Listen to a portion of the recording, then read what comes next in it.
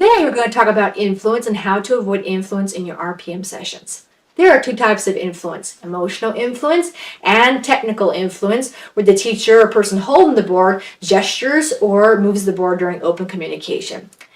Emotional influence is where the student feels emotional pressure from the teacher to express certain thoughts or opinions that aren't necessarily that of the students, but are more likely those of the teachers.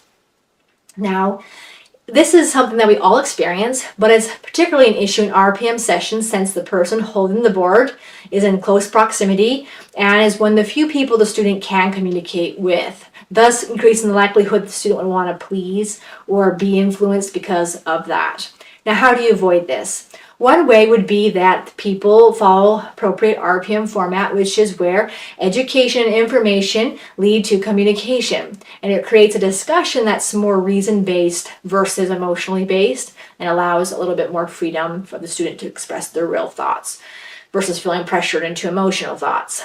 The other ways to avoid it could be that you phrase questions and respond to the student in a way that they feel safe. Also, do not have an agenda or a need for them to spell a certain thing and expect a certain response or want a certain response. Now, emotional influence coupled with technique influence can be devastating because the student can become basically a prisoner to the teacher's emotions. We don't want that. So, watch your technique.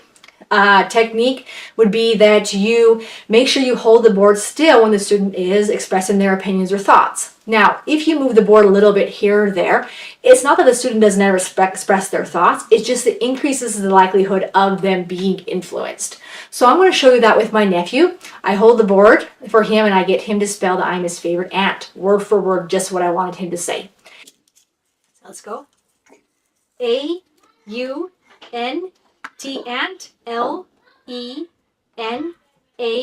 E, I, S is M, Y, my, F, A, B, O, R, I, T, E, favorite, A, U, N, T, favorite ant. Yeah! Now, the whole time, I wasn't forcing the letters. It was just here and there I triggered certain letters to happen, and then he could easily predict me and spell that thought.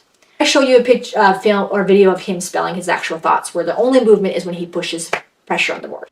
I, F, if, I, go ahead, A, M, M, S, I, L, L, Y, silly, I, N, R, P, N. Okay.